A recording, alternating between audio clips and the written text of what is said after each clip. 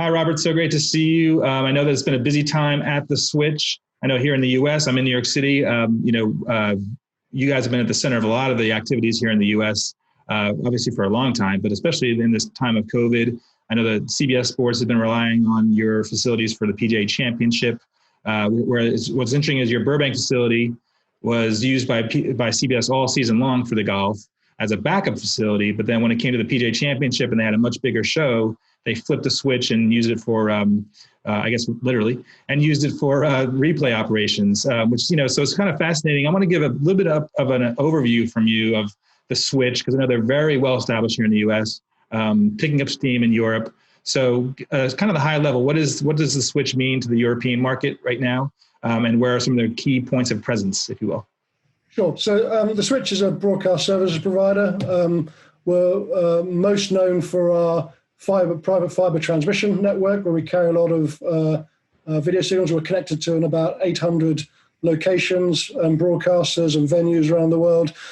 We have a large production services business. So we do production for sports. We talked about the PGA just now. We do football, we've done basketball, and we have a number of REMI control rooms. We do packaging services, which is where we take on the full responsibility for the production with OB trucks and transmission and all the crew above and below the line crew. We also have a OTT services division that does distribution of content around the world and transformation of content and delivery to delivery points in various continents. Our transmission network spans into Asia Pacific and into Europe. We have studios in Burbank, in Los Angeles, in New York and London. We have master control operations in LA and New York and London. Yes, we're growing, and we're very excited to be back into live sports again, which is good. But we do a lot of entertainment. We do most of the entertainment shows Sure.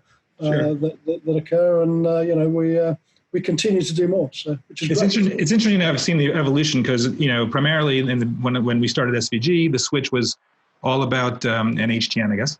Was all about the connecting the venues here in the U.S., right? So it was a whole network ring for NFL, NBA, MLB, and then the natural outgrowth of that, as we moved to this IP reality, was to say, hey, you know what? Why don't we build a control room in New York, which I believe is the first one, build a control room in Burbank, and take advantage of those pipes to then do remote productions. I know that at NAB a couple years back, your first demo was really great. It was using Skycam, so the Skycam cable cam system was flying in the stadium, but it was being controlled from the NAB show floor.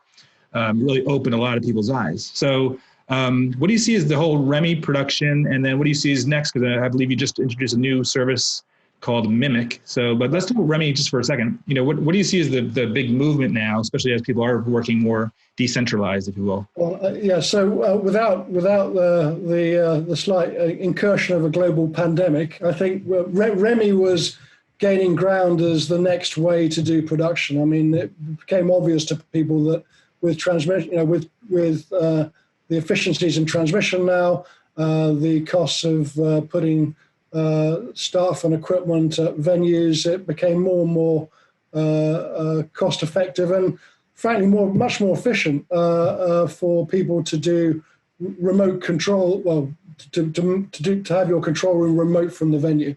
And so, we've been doing that for a while in the US now. We've got a number of REMI control rooms, and we see more and more take up of that. And particularly now with COVID-19, people are more reluctant to send staff around. And what's really interesting is that customers that have taken the step to doing remote control rooms have told us that their final product is of better quality, because the REMI control rooms tend to be in areas where you can get more proficient staff for producing the events. You can also get better efficiency because the staff can do. They don't have any travel days. You don't have a big travel day. You don't have a big setup day and things like this. So you can actually your staff can do productions morning and afternoon and day after day, and it's much more efficient. And people have a home life as well. They can go. It's really helpful when the staff can go home at night, and see their families. Yeah, I know, talking to some of the people in Australia who've done this for a couple of years, obviously, with another facility. But at first it was an adjustment to get used to coming into work. But then they're like, wait, this is great. I don't have to drive to a crowded stadium, sit in traffic, arrive 5 hours early because I want to make sure that I beat the traffic. They're like, I just kind of roll in and I do my work and then I go home at night. So this must be the Andrews facility you're talking about. You said it, not me. Yeah. No, I know those guys very well. So I used to be a supplier to some of the. But it's cool because I think all the companies but the Switch has some unique capabilities because of your fiber presence. Yes. It's a natural extension for us, actually. I mean, we did this because customers asked for it, actually, and they asked for more and more things in the production space from us because we're right in the middle of the signal chain. So. Right, exactly. So as far as Mimic, let's talk, because I think the next level is obviously what happened the last 5 months. Hopefully not for more than another 5 months. Of people not even being able to go into a control room, right, because of the situation. So then this kind of, I guess, helped drive along the Mimic development. So you want to talk about a little bit about Mimic and what that means? Yeah, sure.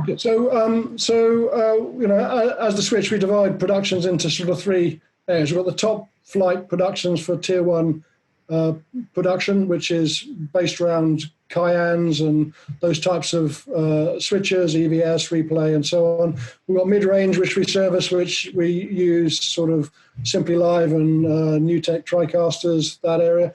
But we saw a need in the market for a cloud-based production system. And we've actually been developing this long before COVID-19 was around, in fact. So it's taken a little while to get it to market. We launched it about a week and a half ago. And this is aimed squarely at secondary production for top tier events. So this is doing a secondary production alongside a main production. You might be streaming it to social media. You might be live clipping and editing a main production as well. But also to do lower tier or less complex productions for sports, for entertainment and so on. Because there's a lot of sports out there which doesn't get that has a very avid sort of viewer fan bases that would be very interested in seeing it, but the production costs are too high to warrant a normal traditional production technique. Right. So the goal is to kind of, because these, like you said, these secondary or even tertiary, there's some of the around the event programming. They used to have to ride up the main truck for the production. Then another truck for that other additional production, because those shows, the timing would be so tight that they couldn't use both facilities, one facility for both the game and the pregame. So the goal here would be to say, okay, that team can have cameras, obviously, maybe a small studio set somewhere at the location, but those signals are being sent out to, I guess, people working they can work at a control room, I guess, but also if it's cloud-based anywhere, right? I guess at home. Yes, indeed. So all of the control services are web-based. For live clipping and editing, there's a web-based clipping and editing tool. We integrate with Adobe Premiere, so you can actually do live clipping and editing from Adobe Premiere, which is really exciting for a lot of people. The production switcher is, we were really pleased with that because it's much more capable than we thought it was going to be. And we can handle 20, because cloud-based has always got this idea that the quality is not as good as top tier production, but actually we can handle inbound streams at 20 megabits per second with HEVC encoding, and you're starting to get pretty good quality there. And our production switcher can handle 20 input streams at 20 megabits per second. We can handle VOD assets, graphics. We've got replay capability, 4-channel replay system, all with separate UIs for operators perhaps in different locations to be able to manage that. We've got a multi-viewer stack. So you can actually do, we've got re-entrant. It's an 8 ME switcher, essentially, with each ME capable of, compositing quite a sophisticated set of video streams. So, we're really pleased with it. You got even re-entrant MEs, right? So you can bring MEs back into the main production. So the capability is really good. The downside is that it's still compressed, right? Right. And I come from the uncompressed world, and and if you've got professional broadcast eyes, you'll see that it's still compressed, but at 20 megabits per second, or even at 15, all right, it's pretty good quality. So we reckon that actually for enterprise, for lower tier sports and secondary programming, it's really going to help a lot. And you can get the costs down, with our subscription services and things where you do a certain number per month. You're running at sub $1,000 per production, right? Which is really pretty cost effective, I reckon. So.